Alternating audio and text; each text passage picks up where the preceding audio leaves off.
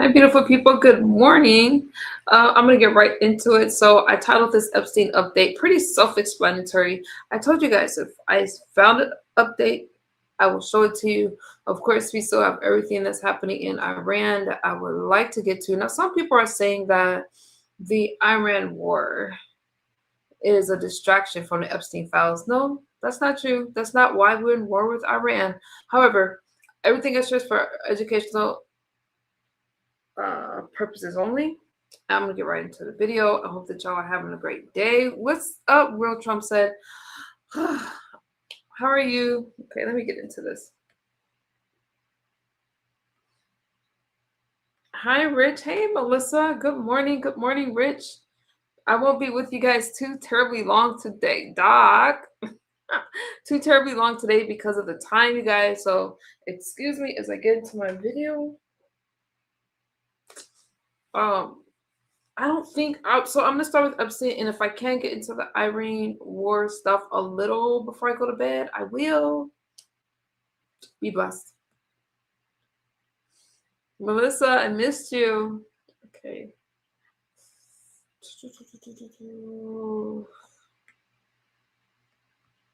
Let's go.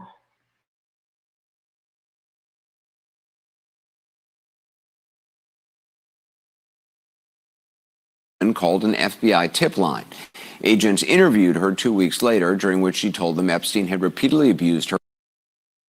And I've been totally exonerated. We learned today has turned up in FBI records missing from the Epstein files, Donald Trump. We know this because a numbered evidence log in the Ghislaine Maxwell case catalogs about 325 FBI witness interviews. But of that number, more than 90 do not appear to be present on the Justice Department's website. And 3 of those witness interviews are related to a woman who told agents that Jeffrey Epstein had repeatedly abused her, starting when she was approximately 13 years old. She also accused Trump of sexually assaulting her. Now, we should point out here, the president has consistently denied any wrongdoing in connection with Jeffrey Epstein, and the White House is calling the allegations, quote, false and sensationalist. The documents related to her testimony with the FBI are not there. It's our question to the FBI and the DOJ is, why aren't the documents there? Why have they been removed? And Congress, under the Transparency Act and the subpoena, have a right to see them. So that's the House Oversight Committee's ranking Democrat today. The president, as you know, has been treating the files as the ultimate not guilty verdict. I have nothing to hide. I've been exonerated. I have nothing to do with Jeffrey Epstein. And I've been totally exonerated. And I've been totally exonerated. I've been totally exonerated on Epstein.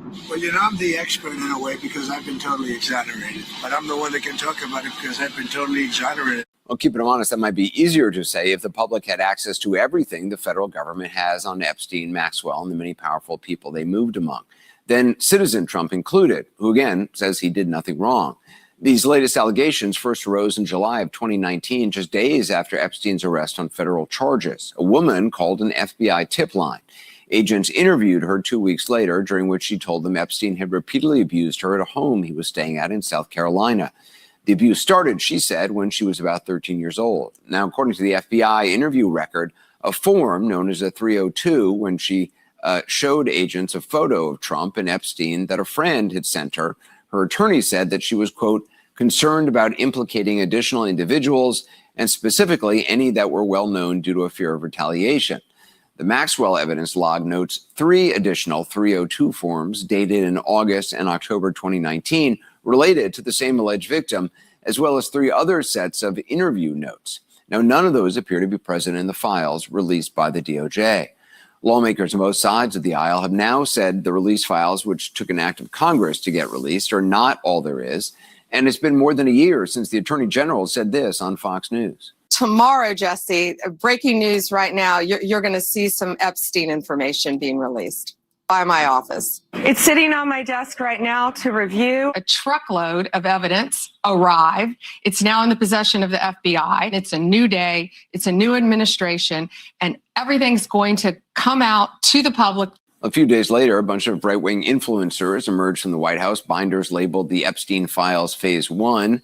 They soon found out there was nothing much new in them. That was February. By July, the Justice Department was trying to slam the door on it all, saying, quote, While we've labored to provide the public with maximum information regarding Epstein and ensured examination of any evidence in the government's possession, it is the determination of the Department of Justice and the Federal Bureau of Investigation that no further disclosure would be appropriate or warranted. A bipartisan slate of lawmakers, including some of the president's otherwise die-hard supporters, were not buying that and set about forcing through legislation mandating full disclosure, of course, over the president's resistance. We have nothing to do with Epstein. The Democrats do. I have nothing to do with Jeffrey Epstein. You just keep going on the Epstein files. And what the Epstein is a Democrat hoax. Is there something incriminating in the files, sir? Well, he finally did sign the bill, but when the deadline came, only a portion of the files came with it. And so what we're doing is we are looking at every single piece of paper that we are going to produce, making sure that every victim, their name, their identity, their story, to the extent it needs to be protected, is completely protected. And so I expect that we're going to release more documents over the next couple of weeks. Well, that part about protecting the victims with redactions, that did not happen for some. And though more documents would come out and expose, for example, that Commerce Secretary Howard Lutnick had lied, saying he'd cut ties with Epstein in 2005. They would bring embarrassing revelations about former Harvard President and Treasury Secretary Lawrence Summers, who announced his retirement from Harvard today, and lead to the criminal investigations of a British lord and a disgraced former prince.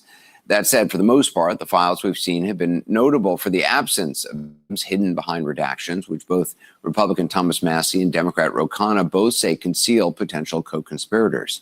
And to the files we've seen, you can now add the ones that are missing. Reading now from the Justice Department statement of them, several individuals and news outlets have recently flagged files related to documents produced to Ghislaine Maxwell in discovery of her criminal case that they claim appear to be missing. As with all documents that have been flagged by the public, the department is currently reviewing files within that category of the production. Should any document be found to have been improperly tagged in the review process and is responsive to the act, the department will, of course, publish it consistent with the law. Newly released Justice Department documents show that as regulators investigated unauthorized construction on one of Epstein's 2 private islands, issuing stop work orders and weighing potential fines, Epstein appealed directly to the island's governor for help.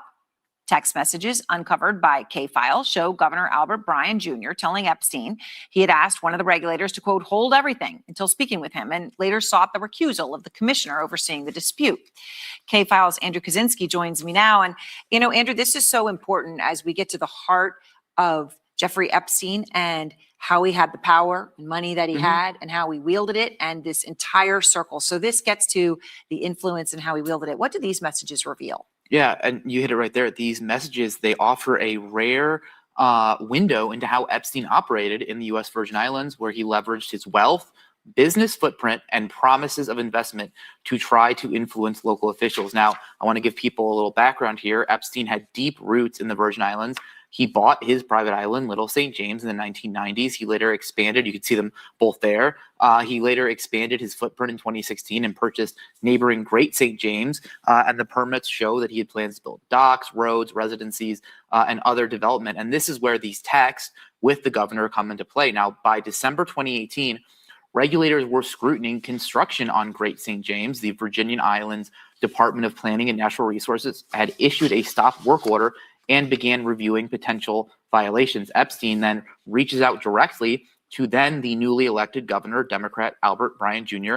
Look at this exchange between the two. Epstein complained about potential fines, and Bryan said he spoke to John Pierre Orell, that is the commissioner of the department, who they're calling JP in these texts, and he asked him, Bryan said he had asked him to, quote, hold everything until he and the attorney spoke to me. Later, Epstein complains that the same commissioner, JP, was, quote, going after me in the press, to which Bryan responded that he had asked the commissioner to recuse himself. And then in another subsequent message, Bryan wrote, I asked him to recuse himself and concede on all previous permit requests. Now, the documents don't show whether any enforcement decisions were ultimately changed, but what they do show is this. There was an active regulatory dispute. Epstein was communicating directly with the governor of the territory, and the governor was telling him that he was intervening on his behalf. Later, when Bryan was asked under oath in a 2023 deposition whether he had received, Epstein received any special favors or treatment from him, he answered repeatedly and simply no. All right, Andrew, obviously your reporting is very illuminating on that front, and also shows this is not just a few text messages. Okay, so when again we get to power and how he was wielding it, 3 months worth of text messages. 3 months January, and they end in June. And obviously, Epstein is then arrested in July. Okay, and as we point out, this all went down, this whole back and forth 11 years after he was and after the Miami Herald's investigative series, which was in the November of 2018. Right. So all of this then is known. There were meetings, there were attempts to meet as well that you've unveiled here. What do the records show? Well, Aaron, that's right. The messages suggest this was not their first contact. Emails from September 2018, while Brian was campaigning for governor, show aides coordinating a meeting between Brian and Epstein at Epstein's financial firm in the Virgin Islands in April 2019. As this dispute was unfolding, Epstein texted Brian right there. He says, "Can you spare 15 minutes?" To which Brian replied, "For you, absolutely." Epstein and Brian then coordinated the meeting. It would appear to be the office of Epstein's longtime Virgin Islands tax attorney. There are also emails referencing additional meetings and phone calls, including, again, outreach through his longtime Virgin Islands attorney. So the documents show an ongoing line of communication, both during Brian's campaign and later as Epstein was dealing with the regulators. Now, we reached out to Brian and his spokespeople many, many times over the past 5 days, and we did not hear back from any of them. I have just finished testifying. I answered every one of their questions as fully as I could, based on what I knew. And what I knew is what I said in my statement this morning. I never met Jeffrey Epstein, never had any connection or communication with him. I knew Ghislaine Maxwell casually as an acquaintance. But whatever they asked me, I did my very best to respond. This is all part of the Oversight Committee's probe into dead pedophile Jeffrey Epstein and his child rape trafficking ring. Hillary Clinton, who has said she cannot recall even meeting Jeffrey Epstein, was asked about whether she had contact with Epstein's estate. And apparently she was also asked about Pizzagate. CNN's Annie Grayer is in Chappaqua, New York, where the hearing took place. Annie? Well, Jake, the hearing has wrapped after over 6 hours of questioning that Secretary Hillary Clinton faced by both Democrats and Republicans. And she just addressed the press where she said that that was a very repetitive deposition. She said she didn't know how many times she could repeat the fact that she had never met Jeffrey Epstein. She categorized this all as sort of a waste of time. She talked about how she only knew Epstein's co-conspirator Ghislaine Maxwell casually, said that Maxwell attended her daughter Chelsea's wedding as a +1, didn't really interact with her. She said that she was confident that her husband had no knowledge of Jeffrey Epstein's crimes. She said, quote, "I am." And she said that her husband's relationship with Epstein ended several years before anything about Epstein's criminal activities came to light. Now, Comer, House Oversight Chair James Comer, the top Republican on the committee, said that he is trying to get the deposition's video and transcript out as quickly as possible. We know that both Democrats and Republicans had a lot of questions here, but Democrats argued that this was largely a waste of time, given that Hillary Clinton never knew Jeffrey Epstein directly. Take a listen to more of what Hillary Clinton had to say today. That the best exchange that I had came at the very end, when, contrary to every other deposition they have taken, no Republican member asked any questions about Jeffrey Epstein or Ghislaine Maxwell to anyone else they have deposed. And in fact, the Republican members didn't even show up for the deposition of Les Wexner. Hillary Clinton did not mince words in her deposition to Democrats and Republicans today, and she argued that she was being unfairly singled out, that she did not need to appear for this deposition in the first place. Her and her team have been pushing back and forth along with her husband for months, trying to prevent this deposition from happening. And she argued that if she were to do this, it should have been in public, but she certainly said she doesn't want to go through this process again. Is the White House feeling the heat at all when it comes to the fallout over the release of the Epstein files? And do they have any sense of vision beyond tomorrow, in the sense that, okay, Republicans are going to subpoena Bill Clinton and force him to testify about Epstein, and that might mean that when Democrats reclaim the House, they're going to do that to current President Trump? Yeah, I mean, Robert Garcia, the top Democrat on House Oversight, has said that already applies because by bringing in a former president, he is arguing that they should also be willing to bring in the current president to talk about Jeffrey Epstein, given obviously there are pictures of them together, the birthday book. There are ties between Donald Trump and Jeffrey Epstein, despite the denials of wrongdoing by this White House. So Democrats say, Jake, that precedent has already been broken and that it's already there. And you've kind of heard that echoed in President Trump himself when he was asked about weeks ago about this fight over getting the Clintons to come and testify. The president said that maybe he shouldn't feel that way, but that he felt badly for former President Bill Clinton for having to go in there and sit down and conduct this deposition. And so he's already kind of expressed that sympathy, even as he's also, at times said it was only Democrats who were involved with Jeffrey Epstein, and that's who the focus should be on here. We've heard from people like Ro Khanna and Thomas Massie who say it's actually equal opportunity, and that regardless of if you're a Republican or a Democrat, if you had ties to Jeffrey Epstein that they have questions about, that they should be brought in for questioning. And so obviously with Hillary Clinton going in, Jake, someone who had never met Jeffrey Epstein but had met Ghislaine Maxwell, we have heard from sources say that they believe that sets the precedent for other family members to be brought in, whether that's in similar settings because of Jeffrey Epstein or other investigations. And so this could be precedent setting going forward, Jake, come the midterms and the White House's concerns over that. So we'll see what exactly that looks like going forward and what the questions are that they have for the former president when he goes in for his deposition tomorrow. So this photo we found, it was on the Justice Department's website on January 29th or January 31st, 2026. It was accessible there. Then it's taken down. We initially saw this yesterday on the Internet Archive Wayback Machine, and this link is not online. It's noticed people online start saying, that looks a lot like Howard Lutnick. Members of Congress start saying Howard Lutnick needs to answer questions about this. The link is then restored only after people bring this up, okay? Only after people bring this up.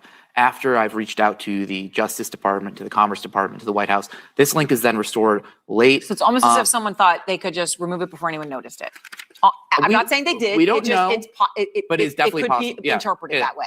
Okay. And then it's put back online. I think the statement that they gave to us said that it was part of a batch of images that were pulled for review and that are being uploaded with necessary redactions on a rolling basis. No files are being deleted.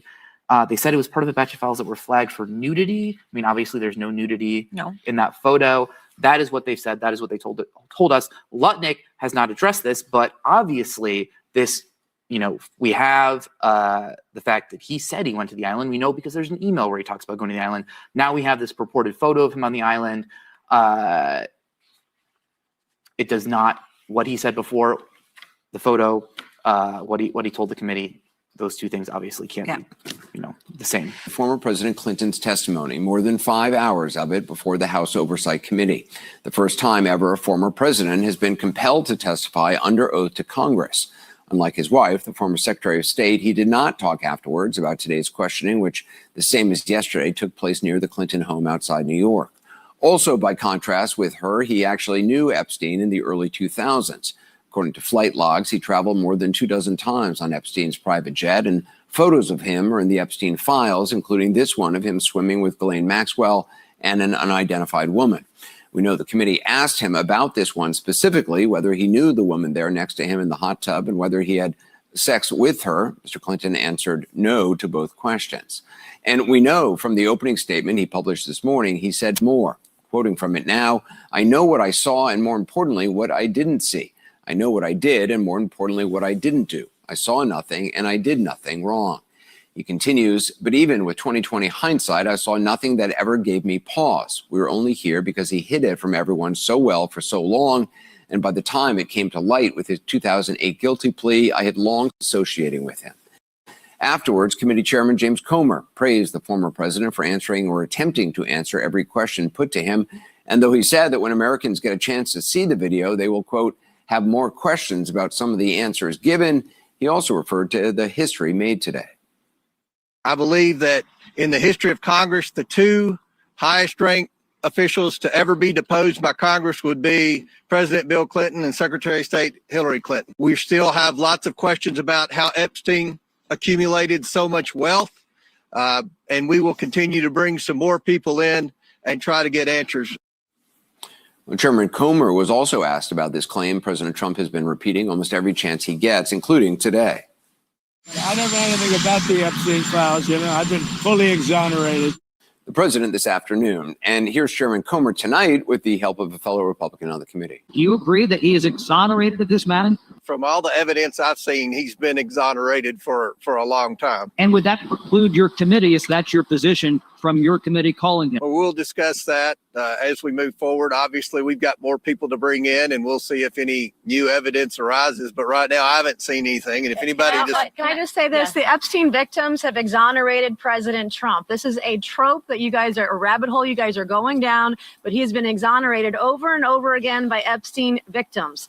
When later pressed on how that could be, Chairman Comer referred to a meeting the committee had with what he said were 5 or 6 survivors. He said they all said they never saw or heard anything that Donald Trump did wrong. We should add that 5 or 6 women are far from the hundreds who Epstein victimized. We should also say that both the president and former President Clinton deny any and all wrongdoing in all of this, which raises the following question for the committee's ranking Democrat. If it's okay to depose Bill Clinton and question him about his encounters with Jeffrey Epstein, why not also question the current president?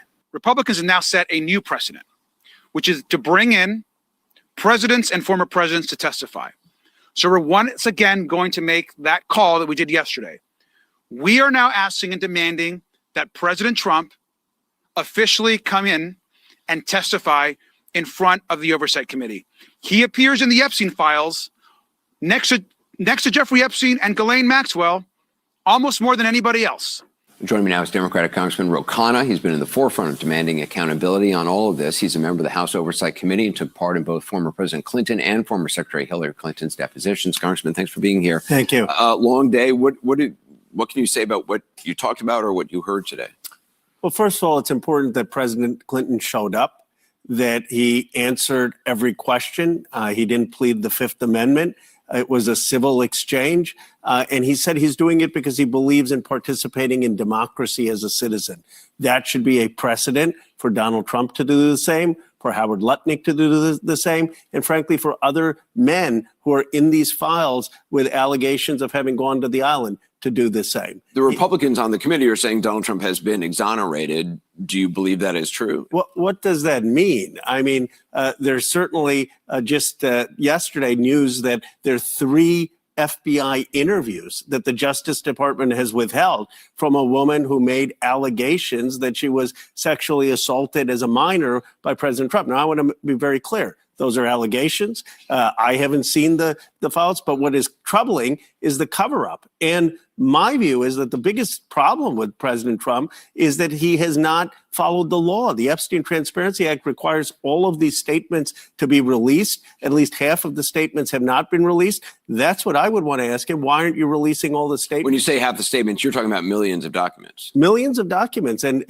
CNN did an analysis saying that there are at least 90 survivor statements, not just concerning President Trump, but concerning other men who may have abused or raped these young girls. Their statements to the FBI, not in the files. Our law, Thomas Massie and my law, requires that release. And that is the biggest issue. But as a matter of common sense, most Americans will say if President Clinton can answer these questions, so should Donald Trump. The person who shouldn't have been there is Hillary Clinton. I mean, I don't understand why she was called to testify. She testified she never even met him. She never met him. She had nothing to do with him. There are thousands of people who we could call other than Hillary Clinton. To President Clinton's credit, he said, I should be called to testify. I had been on his private planes. And when people see the transcripts with their own eyes, we're not supposed to talk about it. I know the Republicans play fast and loose with the rules, but I want them to pay attention to Representative Melanie Stansbury in New Mexico and the pointed questions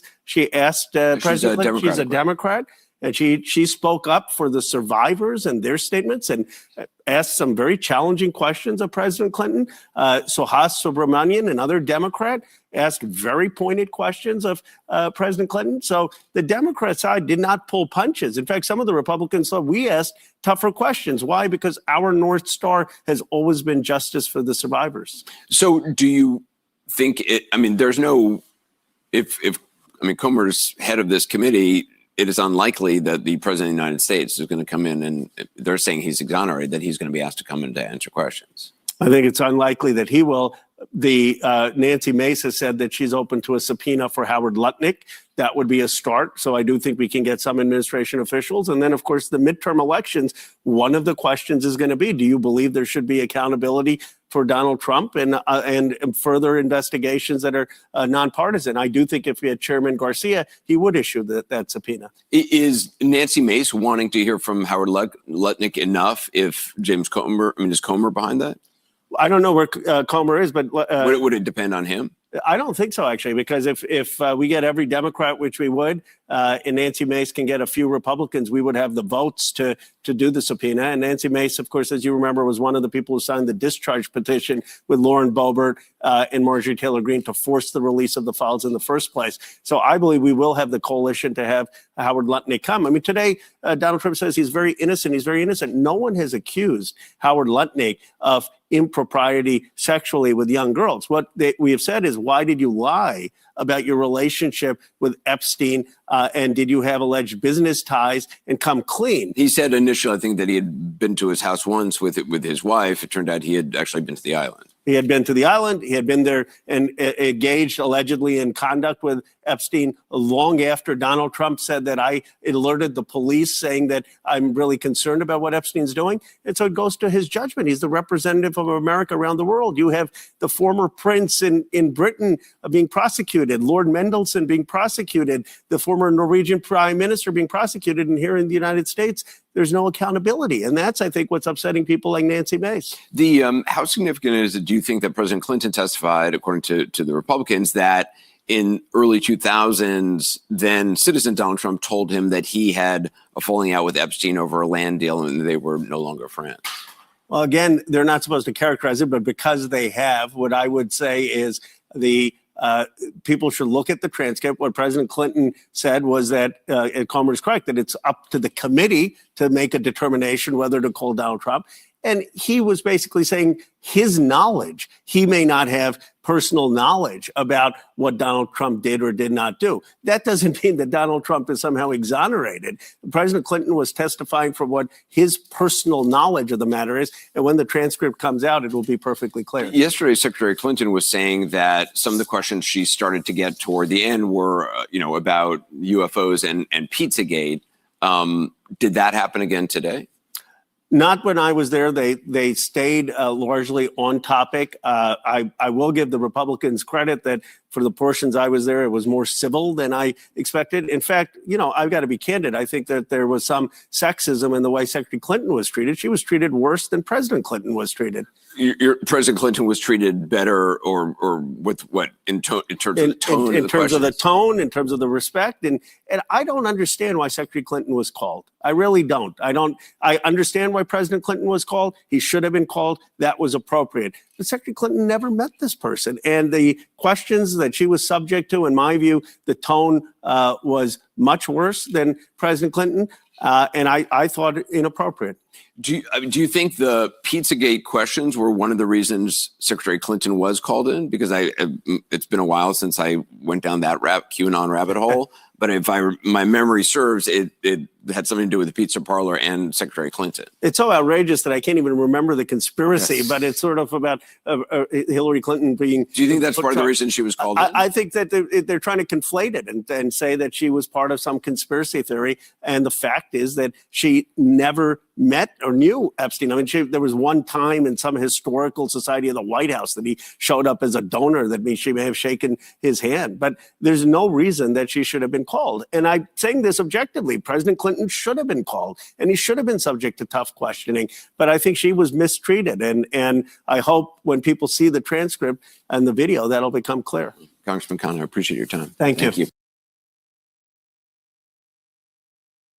There are new indications that the White House plan to extricate the president from the Jeffrey Epstein controversy might be starting to crack.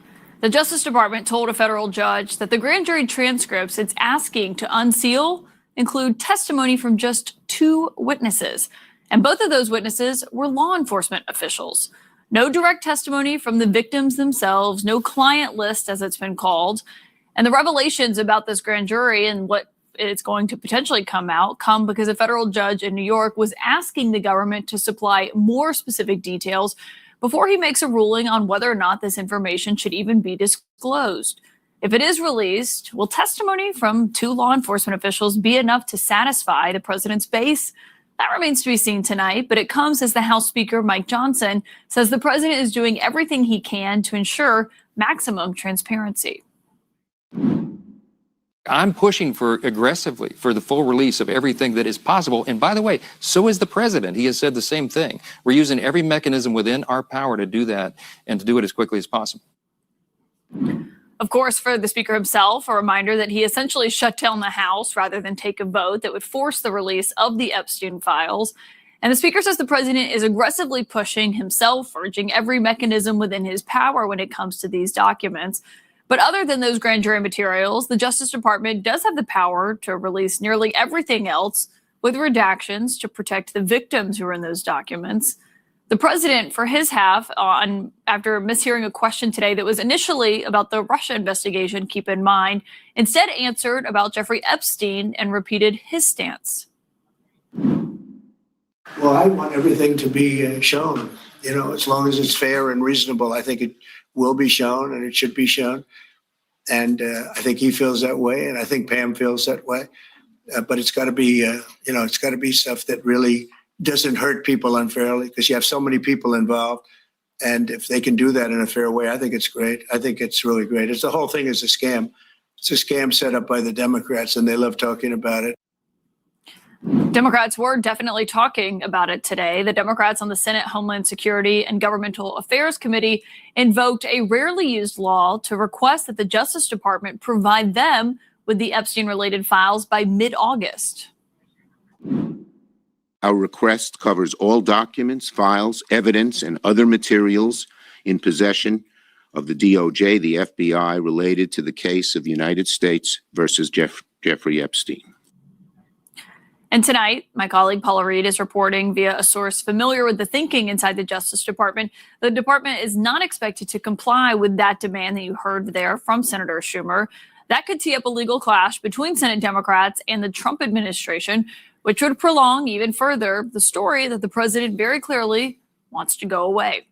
My White House insiders are here tonight, along with CNN senior legal analyst Ellie Honig, also joining us back. And Alex Eisenstadt, when you look at this, and in terms of how the White House is handling this, what they're looking for, I mean, what have you heard from officials, especially if this grand jury testimony is only going to include potentially just hearing from 2 law enforcement officials? Yeah, it's pretty clear the White House is going to have to do more to quell the uproar. And you have members of Congress, senators who are going to be back at home in August hearing from constituents.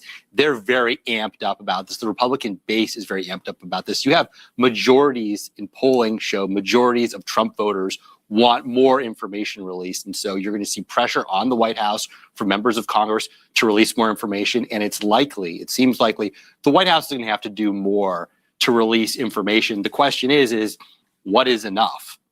Yeah. And when it comes to what is enough, I mean, the White House does not seem to yet have an answer to that question. I mean, I did think it was notable to hear how the president answered that today.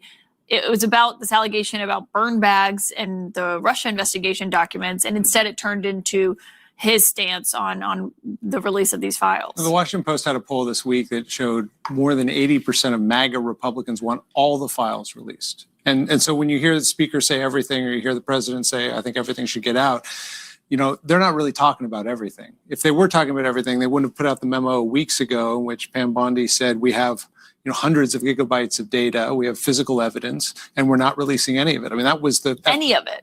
Yeah, that was the FBI statement. It's closed. There's no more perpetrators. There's no more information. And now they've focused everybody onto this grand jury conversation. Grand jury conversation is, an infinitesimal fraction, and it's also the part that is hardest to get out because you need a judge's permission to put out the grand jury transcript. They have these documents in their possession right now, and they've made no move to put them out. Yeah, and Ellie, speaking of this being up to a judge here, I mean, the Justice Department memo says that the 2 witnesses in this proceeding are the same FBI agent from the Epstein grand jury proceedings and a detective with the NYPD who is a task force officer with the FBI's Child Exploitation and Human Trafficking Task Force. That was during the Maxwell grand jury proceedings. I think some people might look at that and say, I'm not sure if that's enough. But my other question is, does a judge see the MAGA backlash and say, well, that's going to make me release this information, or are they hesitant to do so? A judge should not care at all about MAGA backlash or any media or political backlash. And Caitlin, to the question that has been raised, how could there be only 2 witnesses here? I think normal people are asking that exact question. The answer is because this is how we feds, I'm a former fed, indict cases. The grand jury rules are very generous. They say that we don't have to actually call any witnesses, any firsthand witnesses or victims. Instead, what we do in the vast majority of cases is what it looks like they did here. You call your FBI agent who's been working the case. He or she gives a broad summary to the grand jury, and you walk out of there with an indictment. And I think to further manage expectations, if we do see these transcripts, unclear what a judge is going to do, I think people are going to think they're complete duds. First of all, I expect, having done this myself, they're just going to track the indictments, maybe put a little more meat on the bones, but that's generally how you do it. The other thing is, we are almost certainly not going to learn from these transcripts about any other wrongdoers. I went back and looked at the indictments today. Neither of them, the Maxwell or the Epstein indictment, mentions any co-conspirator specifically by name or even generically co-conspirator 1, 2, 3. So I think if these come out, and it's not clear they will, they're going to be very disappointing and not very enlightening. Well, and with the information that the Deputy Attorney General ostensibly got during his 9 to 10 hours with Ghislaine Maxwell last week, I mean, what options does the DOJ have for that information? So that's also a great question. I think we will learn the substance of what Ghislaine Maxwell told Todd Blanche. Now, ordinarily, by the way, you would never publicize that as a prosecutor. You just sat down with a very sensitive witness. However, I think it's clear Todd Blanche went in there for a reason. I'm sure he had a good sense of what she was going to say beforehand.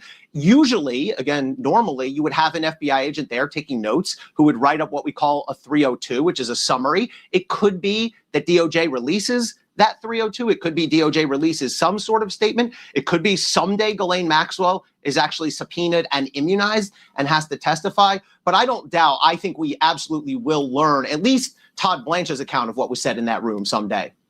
Yeah, I mean, and Alex, the Senate Democrats are now getting involved in this. Obviously, Mike Johnson was saying he's done everything. I think Thomas Massie would disagree with that, since they got sent home early, basically for summer recess to avoid taking a vote on it.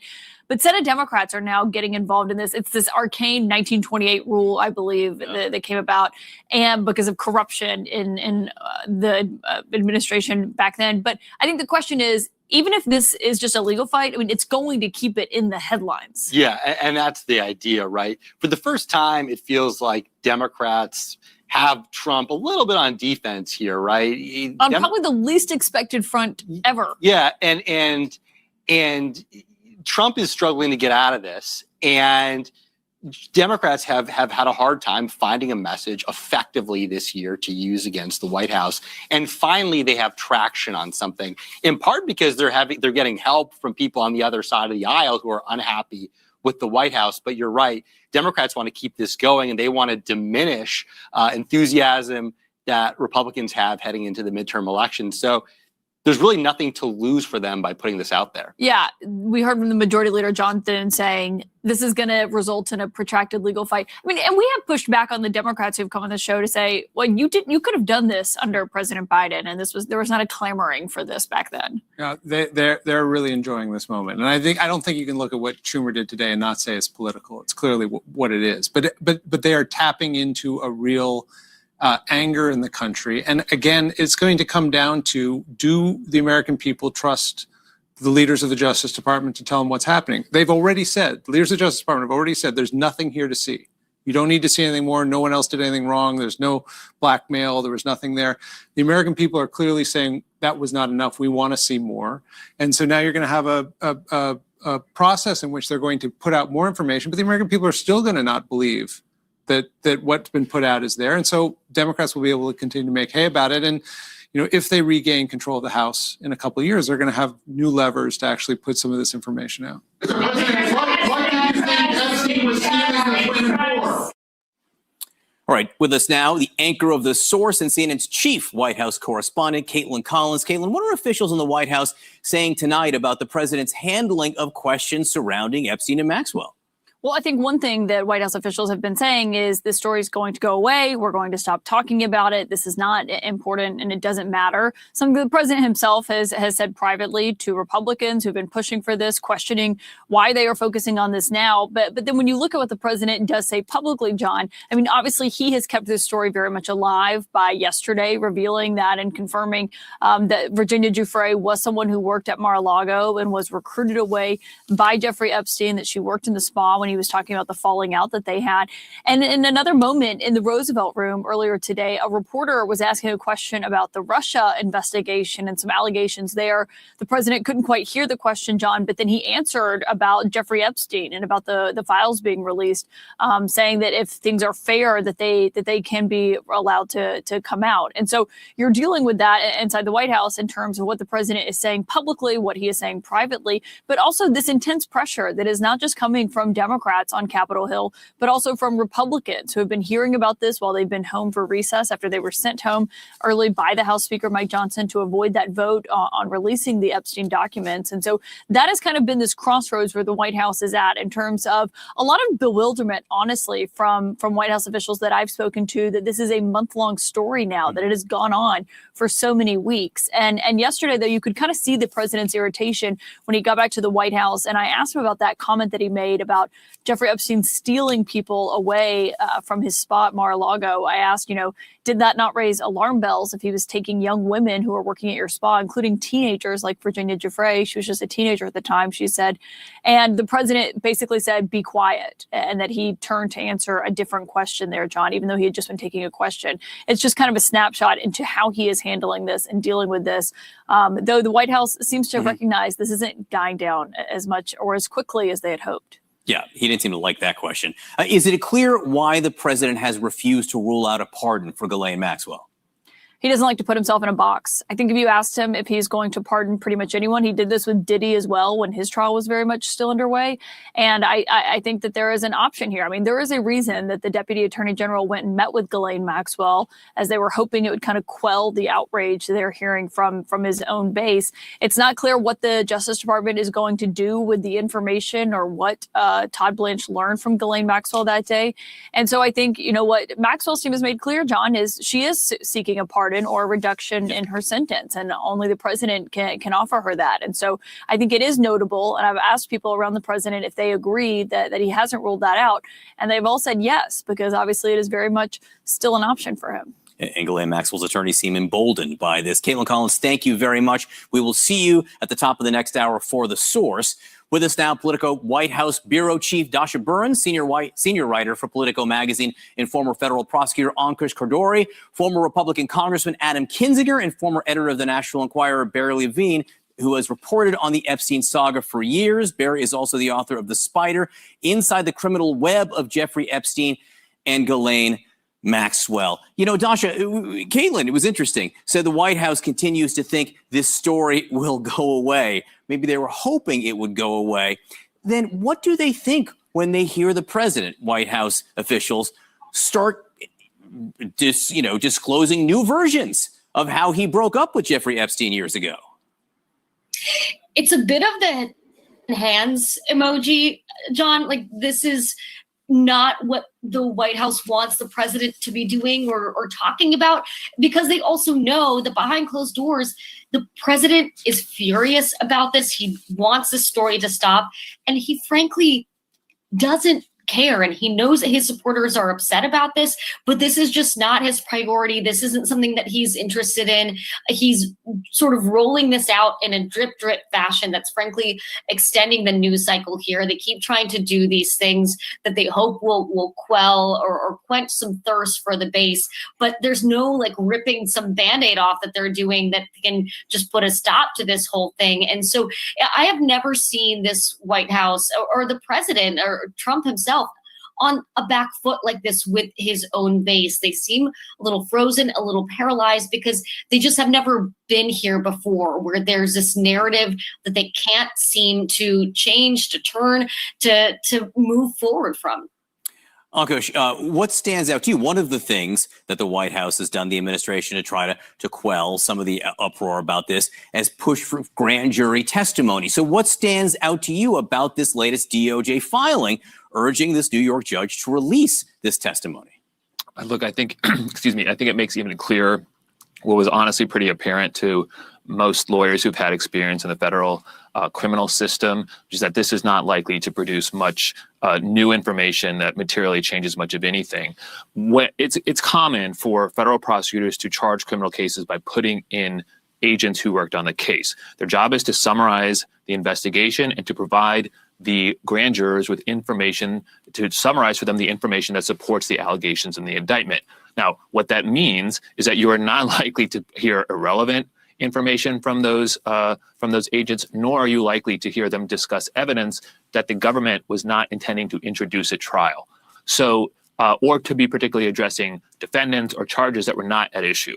So I think the fact that there are just summary agents who were testifying in those proceedings is not actually that surprising, but it strongly suggests that even if they manage to get the court to approve, one of the judges to approve the release, that it won't change the complexion of what we already know. Yeah, by definition, is almost a limited request for transparency. It's limited in its very nature. That said, Barry, this is something that you've been, focused on for a long, long time. Yes. Is there anything that could come out of that you think you might find interesting or new? John, we may get a few little nuggets of information. Again, we know everything that was in the charging documents when they arrested Jeffrey Epstein. We also went through the full trial with Ghislaine Maxwell, where they put out 4 victims and ended in her prosecution and sent her away for 20 years.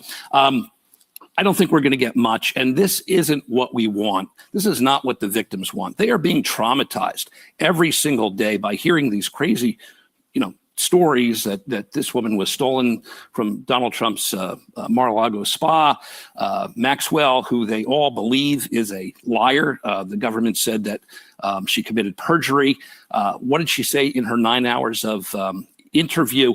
We're getting so many more questions now as this thing goes each day. And it's not going to get solved until we can get a look at full transparency with redactions of victims and third parties and really get to those documents. And why they're, putting us through this, I just don't understand. Congressman Kinzinger, it's interesting. You heard J.D. Vance and our open say that the president wants transparency. House Speaker Mike Johnson, talking to Jake Tapper today, was saying, he wants full disclosure. Yet House Speaker Mike Johnson is the one who sent Congress home early, so they didn't take any kind of a vote on requiring the Justice Department to release the information. So how transparent is that? No, they're not transparent at all. Here's what's drives me crazy is we now as a country have just accepted that these people lie all the time. Mike Johnson will say, yeah, we're trying to be transparent, and we know he sent Congress home early. Interesting, they had time for town halls. They didn't do those though. But he did that, and we know that's not true. I mean, the reality of it is, John, this is one of the very rare losses, big L's, for the Trump administration in communications. Usually they're pretty good. They're pretty good at obfuscating, at least, getting their base off of this. But the thing is, the Epstein issue to the base, particularly a certain part of the base, this is like a religion for them. I mean, literally, since Epstein was out there, they accuse people of all being pedophiles, all their opponents, all these Democrats, which, by the way, is actually a Russian thing. It's kind of a Russian tactic. And so now Donald Trump has to answer. And honestly, I think had they just put out, their statement and ignored it after that, it would have died down. But instead, right now, they're basically sitting around feeding this, particularly with his big truth socials. And the last thing I want to say is this. Narcissists at least can pretend to have empathy. In this case, I have no clue why Donald Trump cannot just say once that he feels for the victims. It's always about him. President Trump tonight appearing to again call for the release of more Epstein files. But there's a big catch. I want everything to be shown, as long as it's fair and reasonable. I think it will be shown and it should be shown. As long as it's fair and reasonable. And see, that's where everything becomes subjective. Because what is fair and reasonable? Who is making the assumptions on that?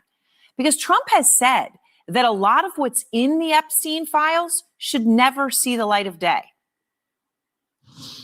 It's a hoax that's been built up way beyond proportion. This Jeffrey Epstein hoax. It's all been a big hoax. It's perpetrated by the Democrats. I call it the Epstein hoax. So anything that Trump thinks is a hoax that's in the files doesn't get to come out. Only the things seemed fair and reasonable to his team. Well, that's pretty significant. And maybe that is why tonight, the one thing his Justice Department is asking a court to release is the Epstein grand jury transcripts. And it sounds kind of grand, right? Well, at this hour, though, we're learning what is in those transcripts. And that may provide very little information because we now know that the transcripts include the testimony from only two witnesses, an FBI agent and an NYPD detective. Now, that's good and that's important, but that's the tip of the iceberg. And Trump knows that these transcripts are a slice of the story, not the whole story. Is that why, for weeks, Team Trump has been selling these files as the end-all and be-all? You know, you get this and you've got it all and we can move on. I mean, on July 17th, Trump said, based on the ridiculous amount of publicity given to Jeffrey Epstein, I've asked Attorney General Pam Bondi to produce any and all pertinent grand jury testimony, subject to court approval. This scam perpetuated by the Democrats should end right now. Bondi responded the same day online saying, President Trump, we're ready to move the court tomorrow to unseal the grand jury transcripts. 2 days later, Trump says, I've asked the Justice Department to release all grand jury testimony with respect to Jeffrey Epstein. But again, the testimony that would come out in this that could be released does not include Epstein's victims. It doesn't include anyone close to Epstein. It doesn't include his former associate, Ghislaine Maxwell, who's serving 20 years after being convicted of helping Epstein groom and sexually abuse underage girls. It's a tiny fraction of the mountain of evidence that the DOJ and the FBI have that exist. According to their memo earlier this month, these searches uncovered a significant amount of material, including more than 300 gigabytes of data and physical evidence. 300 gigabytes. According to the administration, that's tens and thousands of videos of Epstein. So if this judge agrees to release the grand jury transcripts, it most likely will not put an end to the quote unquote abundant public interest that the DOJ says is now surrounding the case. Interest that has exploded, especially after CNN learned that Bondi told Trump in May that he was named multiple times in the files.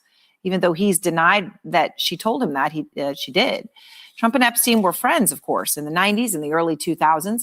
And Trump now says he cut ties with Epstein after Epstein, quote, stole women who worked at Mar-a-Lago, a claim that Trump did not want to talk about anymore today. Mr. President, what do you think Epstein was stealing those women for? It's the million-dollar question. And of course, there was no answer. Paula Reed is out front live in Washington. Paula, you've read through the DOJ filing where they're now asking a court to put out the grand jury testimony. What more can you tell us? The biggest revelation, Erin, from this memo is that even if the government wins on this long shot bid to unseal these transcripts, they don't really amount to very much. This is not going to quell the outcry, the demand for more transparency from the Justice Department, which, as you noted, is the one in possession of most of the outstanding evidence. It was just 10 days ago that the Justice Department made this request to unseal transcripts from grand juries related to Epstein and Maxwell in Florida and New York. Now, it was pretty clear that they were trying to buy some time amid this political firestorm. The judge in Florida said no, but the judge in New York said, tell me more. I have some more questions. I need to know more before I weigh in here. That's how we got this memo late last night. And in this memo, the Justice Department told the court, quote, here, the passage of time has not dulled the public's interest in these cases. Erin, I think we can nominate that for understatement of the year. But the memo also revealed that the transcripts are really only from these two law enforcement officials. Now, not shocking to people who cover cases like this. You don't put your whole case on in the grand jury. It's a low bar. So you bring in a couple law enforcement officials to summarize your evidence, and then you bring out your victims, in this case, your blockbuster witnesses at trial, which is what they did for Maxwell. But here in this memo, I mean, they are admitting that even if they win here, this is not going to solve the larger problem they have with these demands for additional material. Now, the victims in this case, they also have about another week to weigh in here on this request. So it's unlikely we're going to get an answer this week, but we could and get some insight into what the judge is thinking late next week. All right, Paula, thank you very much. And Lulu Garcia-Navarro is with me from the New York Times. Spencer Kuven, also with us, who represented 9 clients who've made claims against Epstein, including a 14-year-old who reported Epstein and sparked the probe, and Holly Baltz, the Palm Beach Post investigations editor covering the Epstein case. So grateful to all of you. So Spencer, you know, when people want to see, they want to know, right? They want to know what happened. They want to know what other rich and powerful men were involved, and they want to know what all the people around Epstein did and knew, right? That's what people want to know. So in the grand jury testimony, when that comes out, we're going to get answers to all those questions? No, sadly, you're not. You're only going to get partial answers to the questions with respect to the 4 victims that were part of the grand jury testimony. That's it. And even then, you're not going to get the testimony from the victims themselves. We knew during the original investigation that the FBI had interviewed at least 40 potential victims at that time. And then when the fund was opened up after Epstein's death, there were hundreds of victims that applied to the fund. The FBI has this information. The DOJ has the information. Release it. Redact the names of the innocent, redact the names of the victims, but release the rest of the information. Yeah, and you know, from what you talk about, Spencer, and also Tara Palmieri, you know, she's done extensive reporting on this. She has said she's aware of at least 1,000 names of victims. 1,000. So you're talking about 4 in the grand jury. I'm just trying to give everyone a sense of the scale. And we don't even know on the other side of the ledger here in terms of the men. Holly, your paper did sue to make grand jury transcripts public in the Palm Beach County case, back in 2006, right? When Epstein had his first legal run-in with pedophilia. You've looked through those documents. There was some survivor testimony in that. You know, that's more than what the DOJ is even asking to make public at this point. Where do you think new information, real new information exists at this point about Epstein? Well, you know, I do wonder about the FBI investigation at that time. I know the petition was denied earlier this week to uncover that, I guess, investigative material because it never resulted in an indictment.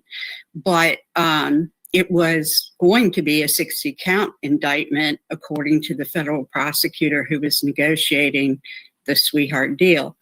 And so, you know, it sounds like their investigation was extensive. I just don't know that investigative materials in a criminal grand jury are generally released. And it didn't look to me from that petition with Judge Rosenberg that they were asking for that specifically. But, So Lulu, in this context, I mean, Trump says he wants everything to be shown. You know, he wants everything to be shown, but then he also calls it a hoax. And his White House has made it clear that anything about Trump that's in there, they don't seem to be credible. So it seems pretty clear that they want to control what people see. That's clear. I think the other thing that's clear is that there is now a consistent message coming out from Trump and his allies, which is, I'm doing everything I can. It's sort of, if you remember before about his tax returns, everyone was saying, give me your tax returns, give me your tax returns. He's like, it's under audit, it's under audit. It was under audit forever. Right. I have no problem putting it out there. I'm happy to put them out there. They're under audit. But they're under audit. And this is a similar tactic, which is kind of running out the clock, if you will. Yeah. Sort of performative transparency. Look, we're going after this thing. The judges say no, you know, the judges may say yes, but maybe when we get it, it isn't exactly what everyone wants.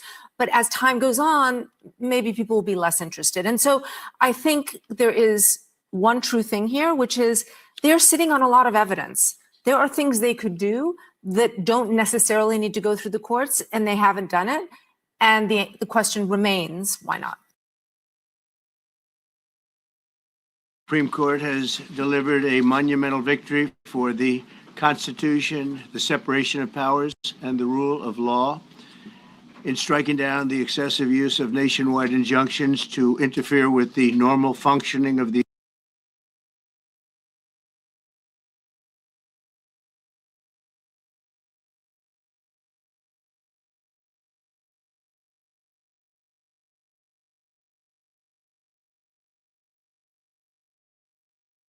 in one state. Now, law enforcement in New Mexico are searching a sprawling ranch there, formerly owned by convicted sex offender Jeffrey Epstein. The ranch is coming under renewed scrutiny because of details in newly released FBI files. Last month, the state's House of Representatives voted to create a bipartisan truth commission looking into allegations of criminal activity there. Joining me now is a member of that commission, New Mexico State Representative Mariana Anaya. Thank you so much for being here. Look, we were looking through the files, and in late January, there was a 2019 email received by a local radio host that alleged that somewhere in the hills outside of the Zorro, the ranch, 2 foreign girls were buried on orders of Jeffrey and Madam G. That is what was written. That is, of course, an unverified allegation. Do you know what authorities are looking for? Are they potentially looking for bodies there? Thank you. Thank you so much for having me this morning. I think at this point, anything is in the realm of possibility. A big misstep that happened previously was that people didn't listen to survivors. People did not listen to tips that came in. And so for us, we are taking everything into consideration. Now, in New Mexico, something that is true for us is that a lot of the history lives in our people, it lives in the land, and so it is not out of the realm of possibility for us to be looking for these types of things.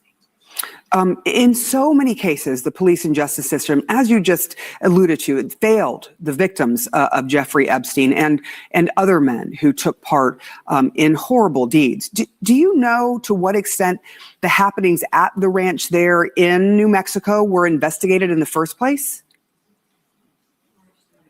To our understanding, there was never a full investigation that was done. And that's part of the reason we formed the Truth Commission. We're actually working really closely with the New Mexico Department of Justice, which of course is the prosecutory arm. We are the investigatory arm. And we know that not everything is going to rise to the level of a crime, but we do know that as a Truth Commission, we want to be sure that we are telling the entirety of the story, right? What does it mean for an entire community to have this happening in their own backyard? What does it mean to take responsibility for that? What does it mean for the state to take responsibility for any mishappenings? And what does it mean to hold people accountable for their crimes? And so we're working together with the Department of Justice here in New Mexico to make sure that that happens. I want to ask you about that because other countries are making arrests. We saw the arrest of former Prince Andrew. We're seeing resignations of very powerful people. In your investigation, do you see any chance that the same will happen here in the U.S.? It's a possibility. I think at the federal level, there is so much disappointment in the fact that there hasn't been action taken. But here in New Mexico, we're really proud that we are leading the way. We are saying, we believe that there is truth in what the survivors are saying, and we're here to investigate it. Jeffrey Epstein's longtime accountant testified before the House Oversight Committee today as Congress is seeking answers on how the late sex trafficker accumulated his wealth and how it was used for illegal activities. Richard Kahn managed Jeffrey Epstein's vast finances and investments. He's the co-executor of Epstein's estate. And he told lawmakers today that he didn't know the extent of Epstein's crimes until after his death. It's pretty notable testimony given the various cases against Jeffrey Epstein and all the public detailed reporting about his crimes while he was very much still alive. Kahn also testified, quote, that we tracked the expenditures as meticulously as possible, including gifts by Epstein to women and men. The gifts represent a very small fraction of his spending. I did not see them as red flags for abuse or trafficking. My source tonight is a member of the House Oversight Committee, Congressman Ro Khanna, Democrat of California. And thank you, sir, for being here. First off, do you believe him when he says he didn't know about this when Jeffrey Epstein was alive? I don't know, but what I will say is he wasn't very forthcoming about other men who may have been involved in the abuse. At one point, he said, look, there were hundreds of survivors who were paid settlements, and there were people other than Epstein and Maxwell involved because the survivors said that. But beyond that, he really was not that forthcoming. So there's been some confusion tonight or back and forth with the House Oversight Committee and the Republicans on your committee that I'm hoping you can clear up. They say you were trying to have a gotcha moment about President Trump in regards to a question that you asked, that the accountant was not referring to a Trump accuser when he was talking about a settlement the Epstein estate had paid. Can you explain what happened? So I asked about the woman who has alleged that Donald Trump raped her when she was 13. Now, as we know, the FBI released one of those witness interviews first. They didn't release 3 of the witness interviews. I pushed for that, as did Thomas Massie. Then they released the other 3 to comply with Thomas Massie and my law. I have no idea whether those are true or not. One of the things her attorney has said is that she was paid a settlement from the Epstein estate. So I said this Jane Doe 4, and I made the actual case number, and I said, did the Epstein estate pay this survivor? And the lawyer took a brief pause and he said, can I just confirm to make sure we're talking about the right person?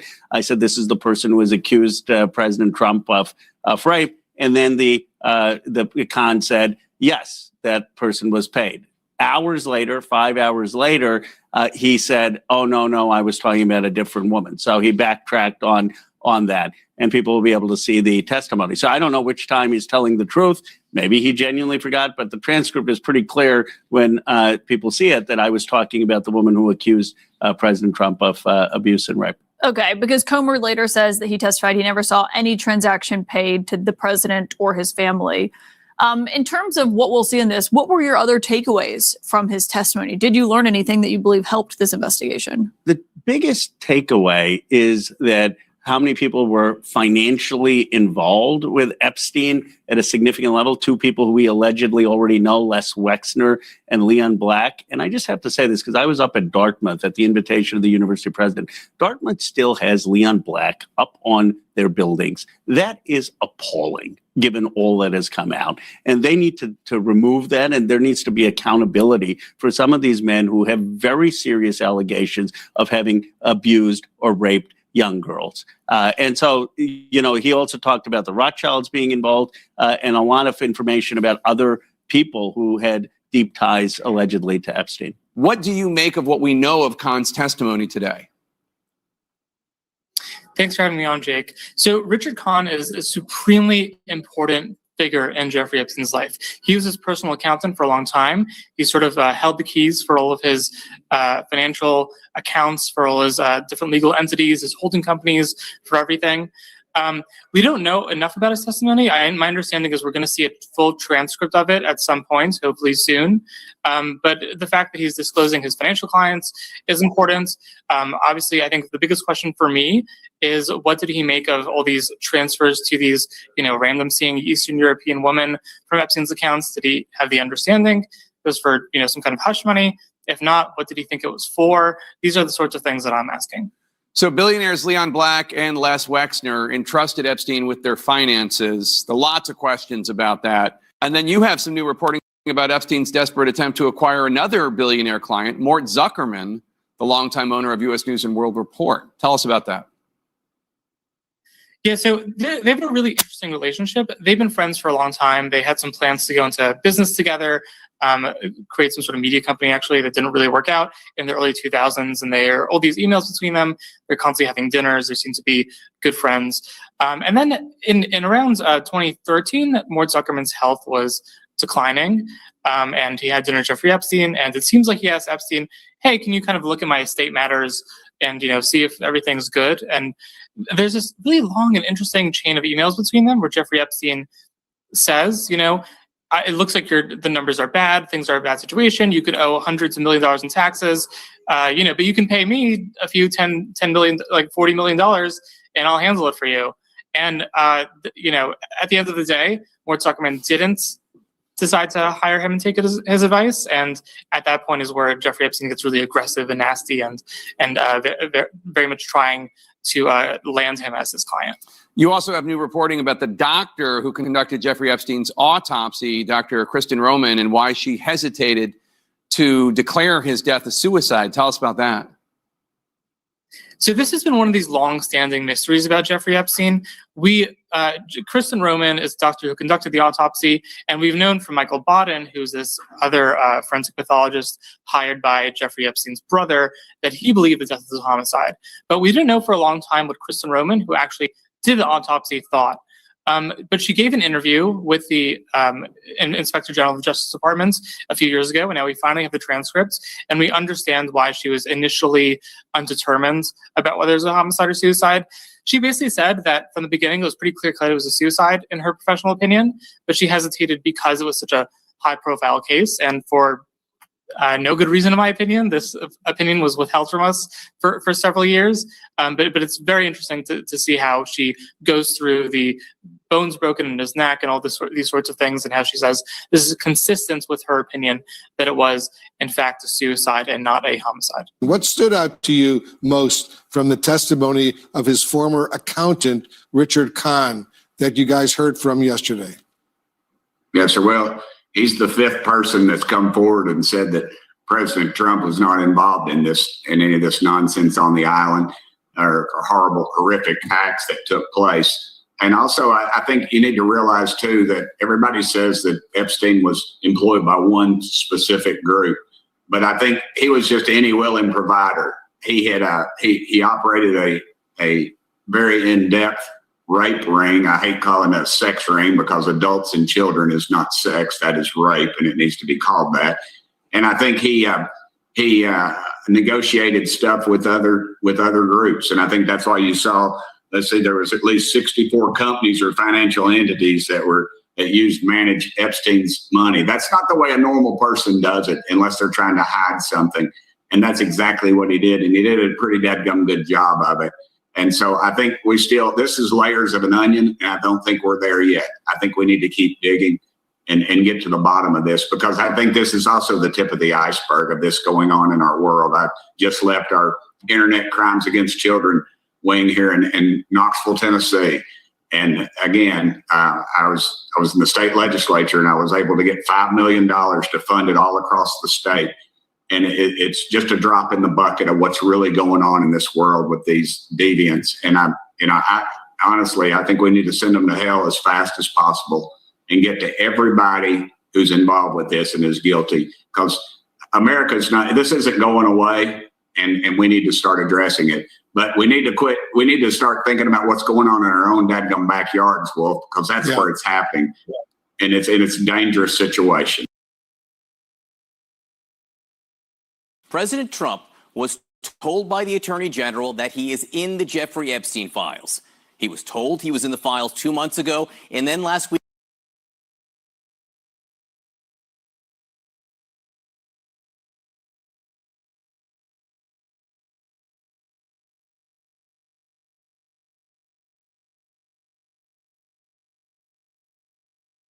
are trying to blow up ships in the Strait, and gas prices continue to go up and up for America. Senator Schiff, welcome back to Meet the Press. Good to be with you. It's good to have you back. Let me ask you about the big picture argument that we are hearing from the Trump administration, with top officials. You just heard Secretary Chris Wright argue that the threat from Iran is so significant, not just to the world, but that to the United States, that invading now will ultimately make the world more secure. Do Trump officials have a valid point there, Senator? No, I don't think they do. And I don't think the president has really leveled with the American people. First, by promising the American people he wouldn't bring us into another foreign war.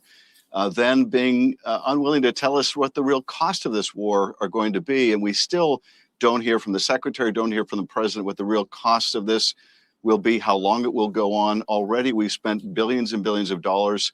And more significant, we've lost 13 service members as a result of the war. And we still haven't heard a clear articulation of why we're at war. What was the imminent threat we were facing?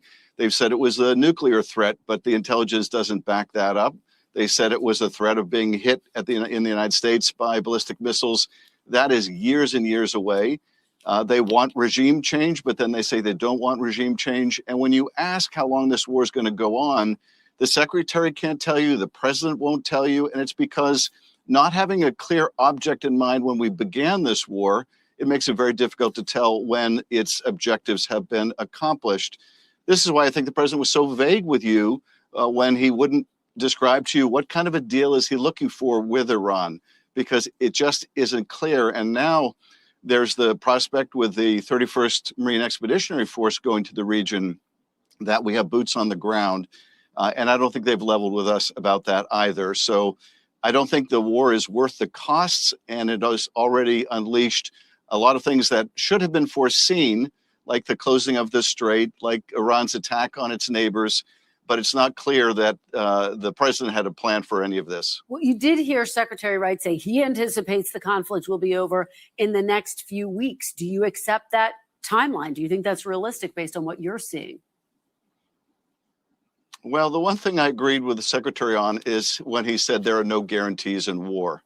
It may very well have been that when they began this war, they expected it to be over very quickly, that they thought it would be like Venezuela, except Iran isn't like Venezuela. You can't simply pick the number 2 mullah to replace the number 1 mullah and expect things to be any different. So the bottom line is they don't really know when this war is going to end. And I hope and pray that it does end very soon.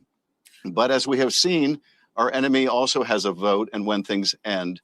And if Iran keeps blowing up ships or trying to blow up ships in the Strait and gas prices continue to go up and up for Americans, then it is very foreseeable we could become even more entrenched in this to try to keep the Strait open. I have a very hard time believing that China and the other countries the president listed to you are really going to be escorting ships through the Strait. That just doesn't add up to me. So the bottom line is we simply don't know how long this war is going to go on, but we know the cost to the American people are already too high. For a president who promised to bring down the cost of living for Americans, this is doing exactly the opposite and raising the cost and the difficulty of Americans to be able to afford simple groceries and lodging and rent and energy prices. It's simply unsustainable. Well, let me ask you, David Boies, who's, of course, a Democratic attorney who argued Bush v. Gore before the Supreme Court, argues that President Trump ultimately had no choice but to act on Iran. And he writes this, quote, if he hadn't acted, his successor would have been left with an even more dangerous choice than his predecessors left him. 3 or 4 years from now, the Iranian missiles now hitting Iran's neighbors could be hitting Berlin or London, perhaps even New York or Washington, perhaps with a nuclear device or at least a dirty bomb. Do you agree with Boies' assessment that the threat from Iran needed to be dealt with now? I certainly concur that Iran is a terrible actor, that it engages in state-sponsored terrorism.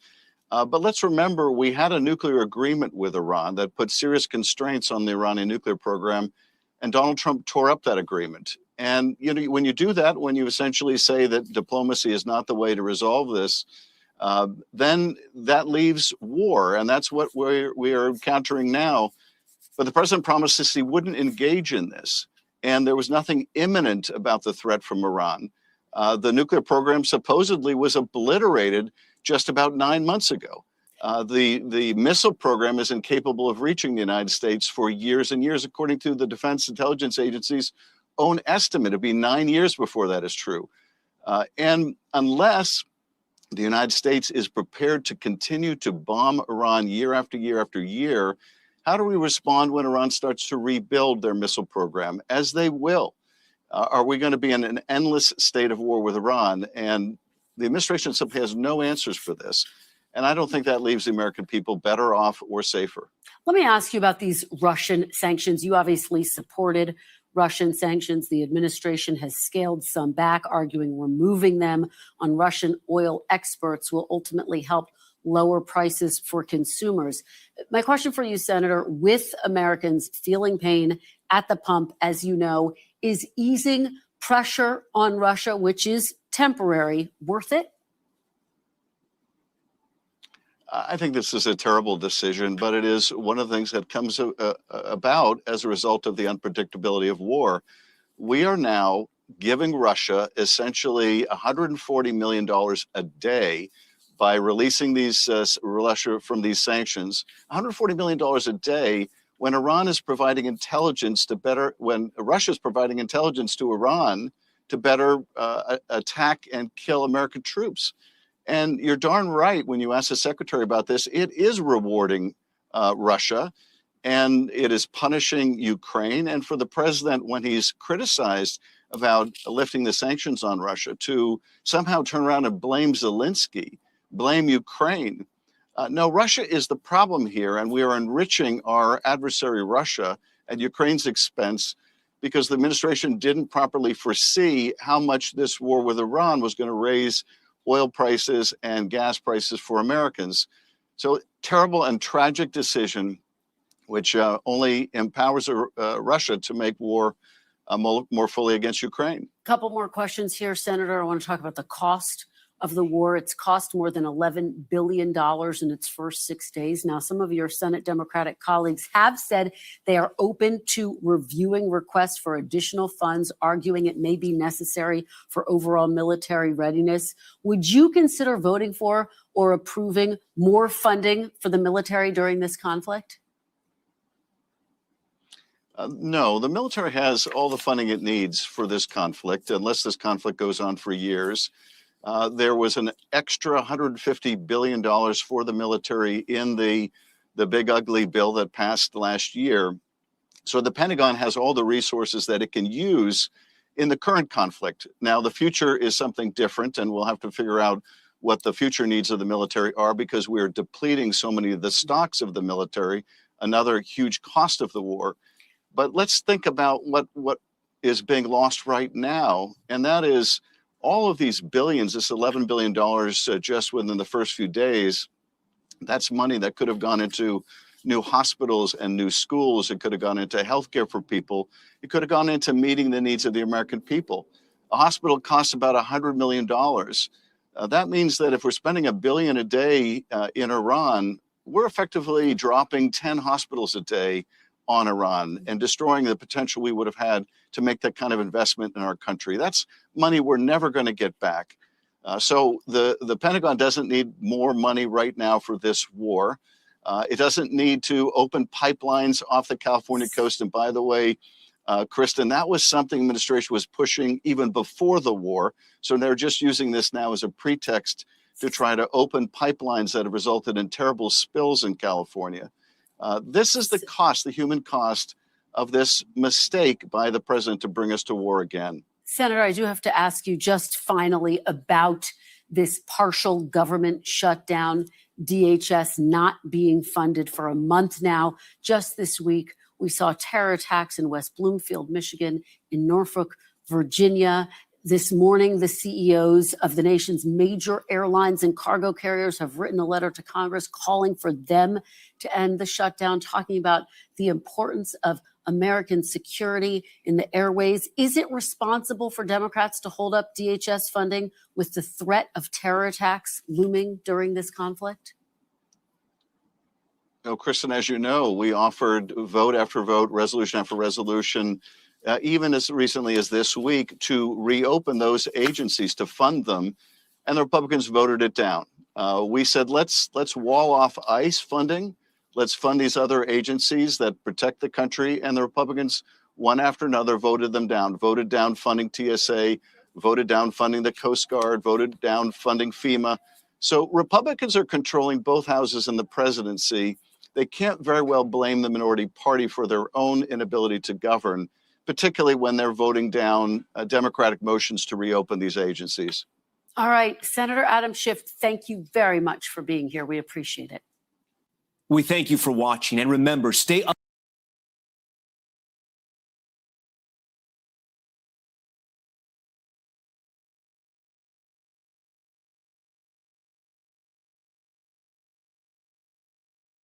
Those lives that have been lost.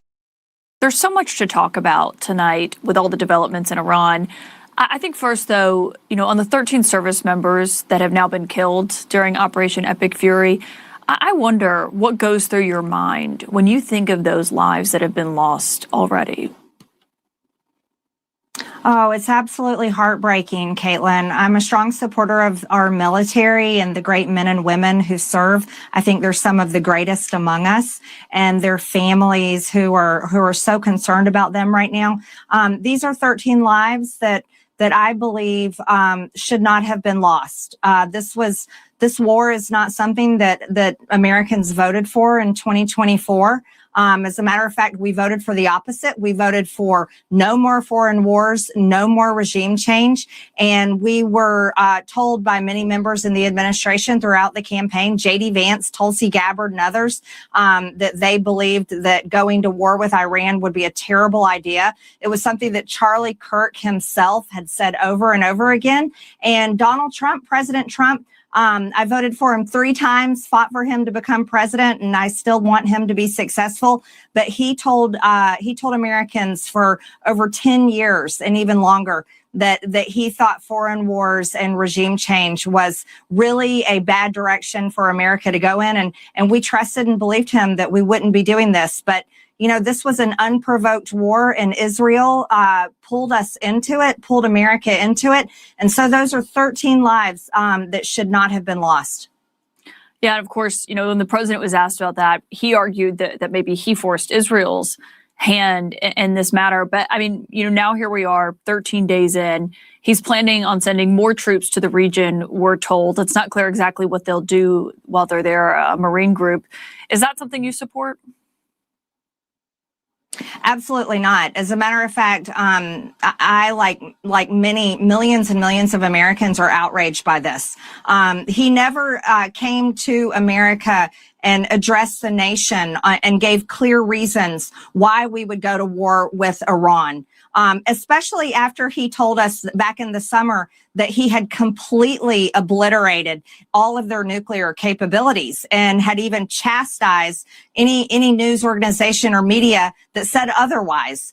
But here we are in a war with Iran, and it doesn't make any sense. And I'll go further with this. Why are we sending thousands of more U.S. military troops? Why are we sending more of our military resources? Why are we pulling military resources away from other sectors of the world where it's much needed and putting it all there to fight Iran and to have this war in the Middle East? And the reality is, there are so many innocent people dying. I mean, the little girl's school is such an outrage. It's horrific.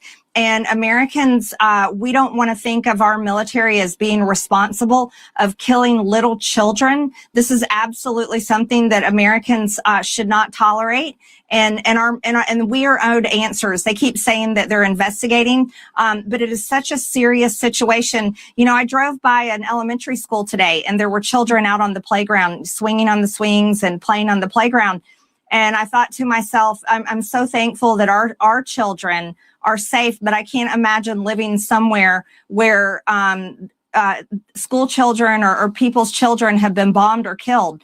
And this is something that has so many people outraged, because I'll go back, Caitlin, we did not vote for this. We voted for an end to foreign wars, and that's exactly what we should be seeing. On the school, so you don't think that their answers so far have been sufficient on who's responsible for that, given the evidence that points to the United States?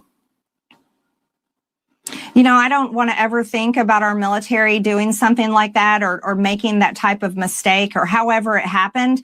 But everyone has seen the video. Everyone has seen the still shot of the Tomahawk missile. So no, I think they need to come out and talk about it. There's so many things that are so concerning about this war, and Americans have not been given enough answers. Here we are. Here's Americans at home right now. We've got families getting ready to go on spring break, and gas prices are skyrocketing. Inflation has barely stabilized, and people voted for lower grocery costs. Well, we're going to see costs at the grocery stores going up because diesel is going up and oil is going up because of this war. We've got 30% of the world's fertilizer goes through the strait. That affects our farmers that are struggling already. We voted to put Americans first. I'm a conservative. I'm the America First wing of the Republican Party. That's how I voted. That's what I fight for. That's what I want to see happen. I want to see Americans put first. And we've got the Republicans in Congress right now. They can't even fund Homeland Security. Our own Border Patrol, ICE, TSA agents, and others are not even getting paid. But yet here they are, told that they're going to be voting, and they'll vote for it. Believe me, they love the war. The neocons love the war. They're going to pass a supplemental to fund the war in Iran. What is that going to be? $50 billion or more, while the war is costing us approximately $1 to $2 billion a day. But yet we're not even funding Homeland Security, and Americans are still struggling. And Caitlin, I got to tell you, I'm still waiting on Mike Johnson to roll out that Republican health care plan that he boasted and bragged that he was going to have, because Americans can't even afford health insurance right now. Yeah, I think you said that this is not what the president's supporters voted for. I mean, you're someone who campaigned for him endlessly on the campaign trail. You know what those voters wanted. And when you talk about just gas prices, they're up 74 cents almost per gallon in Georgia in the last month.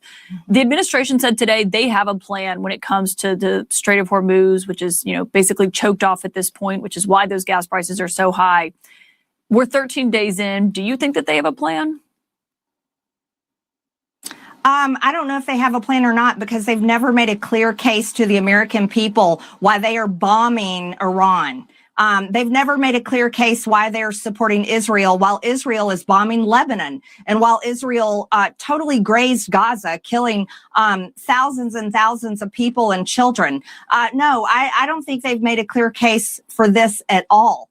And the reality is, this is something that Americans are so fed up with, and we voted to end it. That's what we voted for, to end all of this.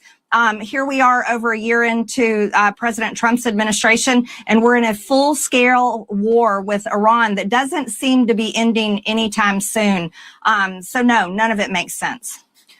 You're someone who once said you thought that there was no one more deserving of the Nobel Peace Prize than President Trump. Obviously, he's long sought one.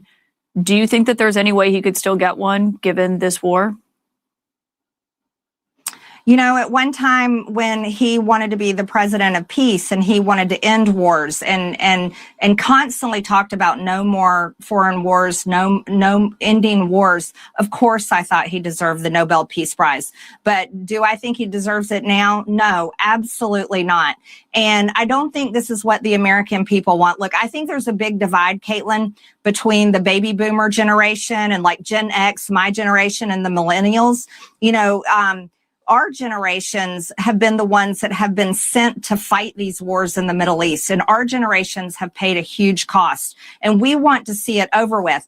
But yet it's the baby boomers that are in power that are just clinging to power, living out the end of their days. It really angers me, Caitlin, because I feel like they're ruining it for the rest of us. They're leaving us with tens of trillions of national debt. Only 7 years from now, Social Security is going to be bankrupt. So me and you, our Social Security payments are going to be basically a tax, and we may never see a Social Security check. So the direction of America and the divide between the generations, where many baby boomers are supporting this war because that's what they've been told on television, where many of us, we get our news from alternate sources and international news, and we know what's going on. Here's the message for the rest of the world. The younger generations of Americans, we don't want war with the world. We want peace. We desperately want peace between all of our nations. We want good trade. We want to have good business deals. And we want to be able to visit your countries and you come visit ours. This is not what we want. This is not what we voted for. Yeah. And I'm certainly praying for our military troops, and I'm praying for the administration to stop the insanity. The president said today he would feel it in his bones when this war should end. Is that a clear exit to you? I have no idea what that means. The same way I have no understanding of what he means when he says he doesn't think he's going to heaven. So those are statements that I find concerning. So I honestly have no idea what that means. Do you miss Congress? Absolutely not. This is an institution with a 13% approval rating because it fails Americans over and over. And I'm a very conservative. I always had a strong conservative voting record. And you know what? Congress doesn't serve America. It's America last. And I really believed in serving America first. So it was a land of frustration for me. And I like to get things accomplished for the American people. But as everyone knows, and your viewers at home are watching, Congress doesn't really get anything done for the American people.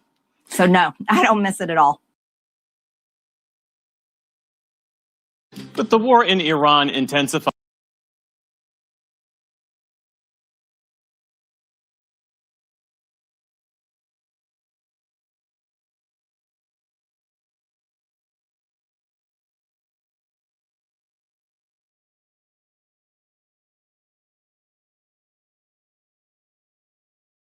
Hey guys, I am back. Wow, Marjorie really is showing her true colors. How do I stop sharing this? There you go. Oh, that was a lot. And honestly, that was hard to listen to. Marjorie is upset because she's no longer endorsed by Donald Trump. And now everything about Donald Trump just bothers Marjorie. We are at war with Iran because they refuse to discontinue their nuclear weapon program. They want to build nuclear weapons. We don't want them to have nuclear weapons. And here we are today. That's it. Hey guys, So that was a lot. God chose Israel, not America. It's not Iran, whatever. It's late, Jabalina. Just stop. Unless you're gonna hit my link, have a conversation. I don't need you to correct me about anything. Okay. But that's a lot, you guys. So anyways, let me start off with what I was talking about, the Epstein files. So I will be covering the Epstein files because I have to cover the Epstein files, right? But I've read through hours of the files, and there's nothing about Donald Trump in there other than whatever was going on in his life. There's nothing about Donald Trump in there that could cause him to go to prison or anything else. And there's just a lot of lies about Donald Trump. And I think that with the files being released, it goes to show he didn't do anything worth going to prison for. Okay, he was mentioned in the Epstein files, like a lot of other people were mentioned in the Epstein files. CNN always gets. I can't look up Sasha. Let me get to some of your comments. You're not gonna correct me. You can correct me, but